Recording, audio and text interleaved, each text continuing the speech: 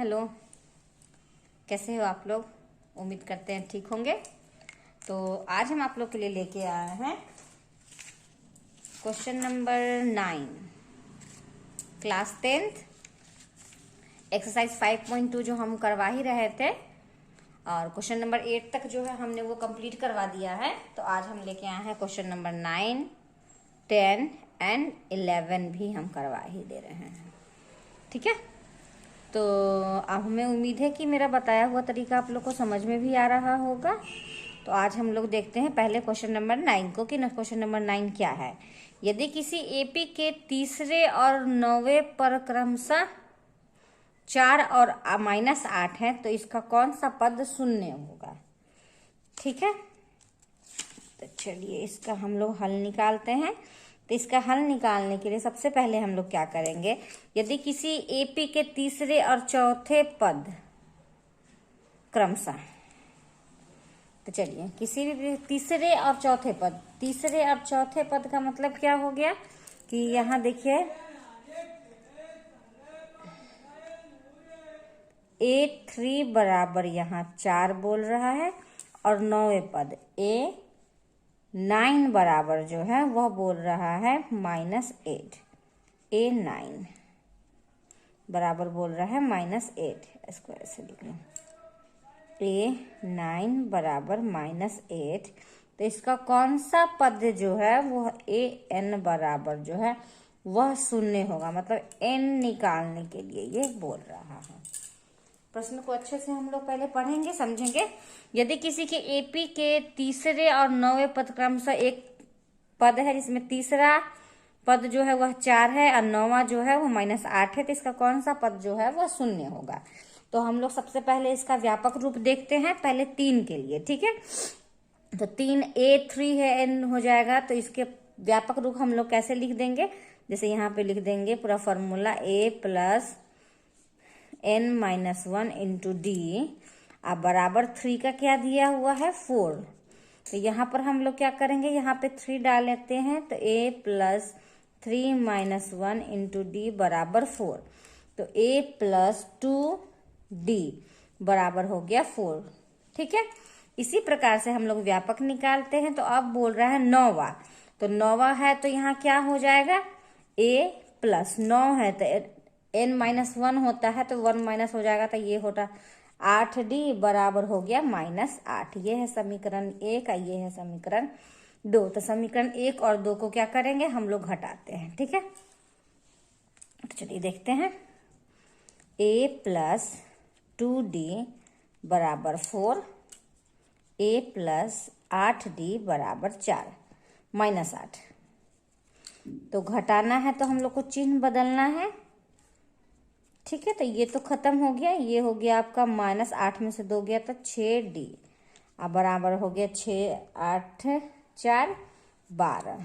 तो D बराबर हो गया, ये माइनस रहेगा 12 अब बटा में हो गया 6, तो 6 दूनी 12। तो D बराबर हमने क्या निकाल लिया है, तो D बराबर हमने निकाल लिया है -2। अब क्या करेंगे हम लोग A का वैल्यू निकालेंगे। तो A का वैल्यू निकालने के लिए क्या करेंगे, D का मान समीकरण 1 में डालते हैं।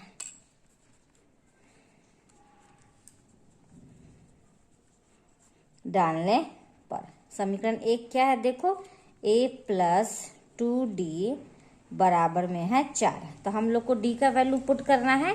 तो यहाँ देखिए A + 2 इंटू D के जगह पे हम लोग -2 डालेंगे, बराबर में हो गया 4। तो A + 2 दूनी 4 बराबर में हो गया 4। तो A बराबर हो गया 4, ये माइनस इधर आ गया तो ये हो गया 4। तो A बराबर हमने क्या निकाल लिया, A बराबर हमने निकाला है यहाँ 8 और D बराबर निकाला है हमने -2। कोई दिक्कत नहीं। अब हम लोग को क्या बोला है कि इसका कौन सा पद जो होगा वह शून्य होगा। मतलब N का मान जो है हम लोग को निकालना है, तो कौन सा पद है वह शून्य होगा। इसको देखने के लिए हम लोग क्या करेंगे, फिर से AN का फॉर्मूला डालेंगे। तो AN का फॉर्मूला जो होता है वो हम लोग लिख दिए। अब इस बार क्या करें, जो जो वैल्यू दिया हुआ है निकाले हैं हम लोग उसका मान को डाल देते हैं। तो चलिए A बराबर हमने निकाला है 8 + n तो हमको निकालना ही है n-1 और d का मान हम लोगों ने निकाला है -2। कोई दिक्कत नहीं। चलिए अब हम लोग इसको सॉल्व करते हैं। 8 ये हो गया प्लस माइनस माइनस, ये हो गया 2n माइनस माइनस प्लस, ये हो गया 2। कोई दिक्कत नहीं। तो चलिए 8 2 हो गया ये 10 माइनस 2n। अब हमको n का वैल्यू निकालना है तो -2n, इसको हम लोग इधर करते हैं तो बराबर क्या हो गया -10। ये माइनस से ये माइनस हमने काट दिया तो 2n बराबर हो गया 10, n बराबर हो गया 10, ये आ गया यहाँ डिवाइड में तो 2 5 10। n बराबर हम लोगों ने क्या निकाला, n बराबर हम लोगों ने निकाला 5। ठीक है, तो यहाँ पे हम लोग लिख लेंगे कि अतः AP का 5वां पद शून्य होगा। n का वैल्यू निकालना था तो यहाँ लिख दीजिए अतः AP का 5वां पद शून्य होगा। कोई दिक्कत नहीं। हमें उम्मीद है आप लोग को समझ में भी आ गया होगा। बहुत ही आसान प्रश्न था। तो चलिए अब हम लोग चलते हैं प्रश्न 10 की ओर। हाँ, 10 का प्रश्न को देखते हैं। किसी AP का 17वां पद उसके 10वें पद से 7 अधिक है, तो इसका सारवंतर निकालना है। ठीक है, 17वां पद जो है वह 10वें पद से 7 अधिक है। तो इसको हम लोग बनाने के लिए क्या करते हैं, सबसे पहले हम लोग मान लेते हैं। इसमें तो कुछ दिए हुए नहीं है। देखिए ये रहा प्रश्न। तो प्रश्न दिया है AP का 17वां पद उसके 10वें पद से 7 अधिक है, तो इसका सारवंतर निकालता। लिखेंगे माना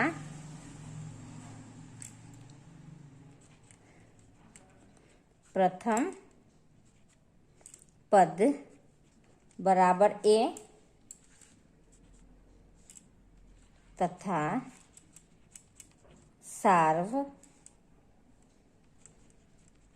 अंतर बराबर हो गया D। तो यहाँ ध्यान दीजिएगा कि यहाँ प्रश्न बोल रहा है 17वां पद उसके 10वें पद से 7 अधिक है। 17वां पद जो है वह 10वां पद से 7 अधिक है।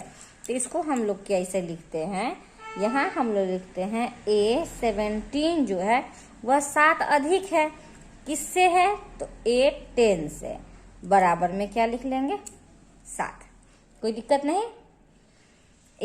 यहाँ पे ध्यान से समझने वाली चीज है। जैसे मानो कि हम करते हैं कि 10 में से अगर हम 5 को घटाते हैं तो 5 आता है, तो इसी प्रकार से यहाँ 5 जो है वह ज्यादा हो जा रहा है, इसलिए A17 में से A10 को माइनस करेंगे तो यहाँ बोल रहा है 7 अधिक है। मतलब ये 10 जो है वह इससे 7 अधिक है। ठीक है, तो चलिए अब हम लोग क्या करते हैं, अब इसका व्यापक रूप में लिख देते हैं। तो चलिए A17 का व्यापक रूप डायरेक्ट हम लोग लिख लेते हैं, पूरा फॉर्मूला डालने का कोई जरूरत नहीं है। तो इसको हम लिखते हैं A प्लस 16D।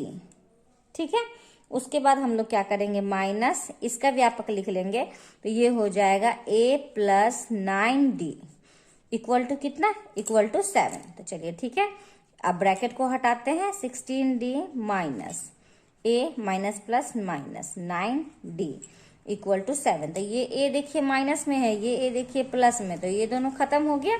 तो चलिए यहाँ बच रहा है मेरा 16D minus 9D equal to हो गया कितना, 7। तो 16 में से अगर हम 9 को घटाते हैं तो यहाँ बच रहा है 7D इक्वल टू 7। तो D इक्वल टू हो गया 7/7। 7 को 7 से हमने कैंसिल किया तो D बराबर हो गया 1। D बराबर क्या निकल गया, 1। तो यहाँ सारवंतर ही पूछ रहा था तो हम लोग लिख देंगे सारवंतर बराबर 1। कोई दिक्कत, चलिए कोई दिक्कत नहीं है। तो अब हम लोग क्या करेंगे, बहुत ही आसान प्रश्न था ये भी। अब हम लोग चलते हैं क्वेश्चन नंबर 11 की ओर। तो चलिए देखते हैं क्वेश्चन नंबर 11 क्या कह रहा है। बहुत ही इजी प्रश्न सब है। देखिए यहाँ प्रश्न, AP 3 15 27 39 डॉट डॉट का कौन सा पद उसके 54वें पद से 132 अधिक होगा। तो बस ये भी जो क्वेश्चन है वो 10 के तरह ही बनेगा, 10 9 के तरह ही बनेगा। तो चलिए मेन है, इसको हम लोग पहले सही ढंग से लिख लेते हैं। तो देखिए कैसे लिखेंगे। तो AP यहाँ पे क्या लिखे हुए हैं, लिख लेते हैं प्रश्न में। AP बराबर हो गया 3, 15, 27, 39, डॉट डॉट डॉट। ठीक है, तो हम लोग इसमें पहले सबसे पहले A को निकाल लेते हैं। तो A बराबर तो हो गया मेरा 3, D को भी निकाल लेते हैं। तो ये हो गया 15 में से हम 3 को घटाएंगे तो हो गया 12। तो D बराबर क्या हो गया मेरा, D बराबर हो गया 12। कोई दिक्कत नहीं है। अब हम लोग चलते हैं प्रश्न की ओर।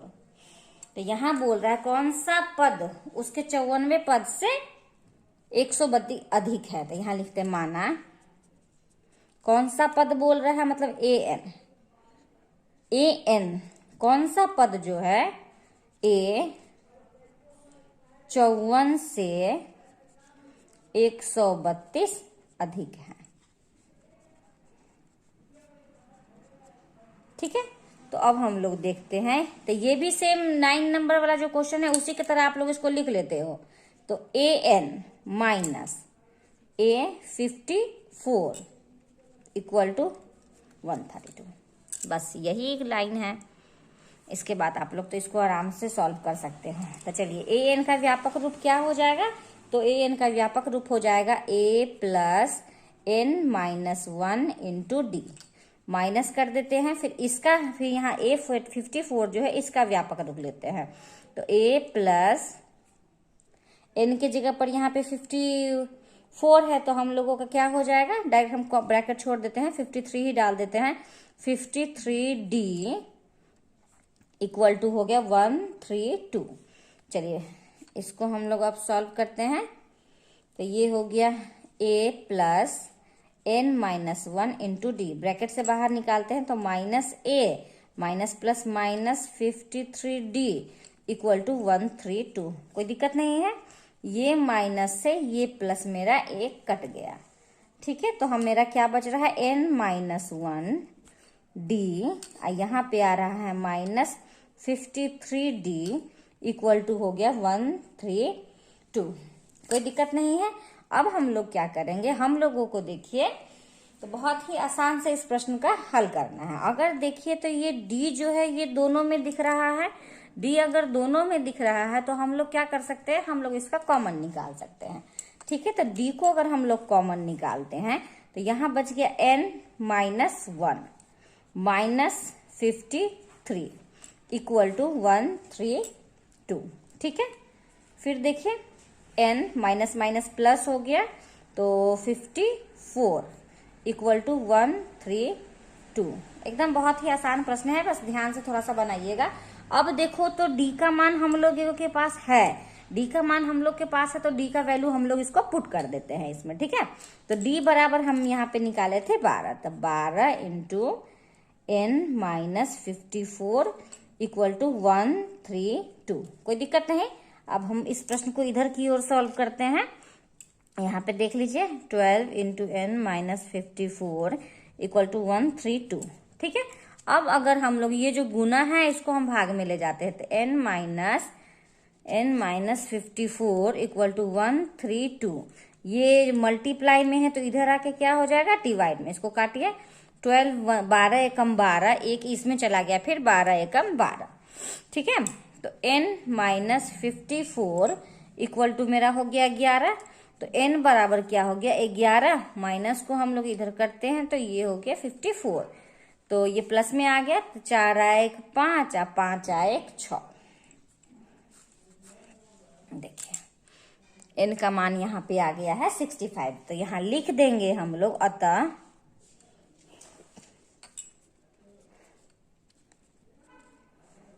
पैंसठवां पद 54वें पद से 132 अधिक होगा। 65वां पद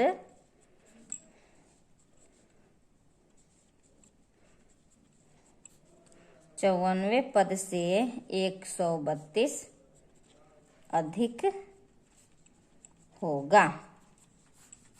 देखिए इस प्रकार से जो है हम आज क्वेश्चन नंबर 11 को भी सॉल्व कर लिए। तो आज के वीडियो में हम लोग कौन कौन से क्वेश्चन को सॉल्व किए हैं, 9, 10 और 11। हमें उम्मीद है कि आप लोग को समझ में भी आ रहा होगा। तो चलिए, अगर आपको मेरा ये बताया हुआ तरीका अगर पसंद आ रहा है, समझ में आ रहा है तो प्लीज़ मेरे चैनल को लाइक कीजिए, ठीक है। प्लीज़ मेरे चैनल को लाइक कीजिए। अगर और पहली बार अगर आप मेरे वीडियो को देख रहे हैं तो वो जो बेल आइकन है उसको दबाना नहीं भूलिएगा, ताकि कोई भी वीडियो को अगर हम डालें तो आपको नोटिफिकेशन मिल जाए। और मेरे चैनल को सब्सक्राइब करना बिल्कुल ना भूलें, ठीक है। बिल्कुल भी लाइक करना, सब्सक्राइब करना बिल्कुल मत भूलिए। तो चलिए अब हम लोग मिलते हैं आपको नेक्स्ट क्वेश्चन लेके नेक्स्ट वीडियो में। धन्यवाद।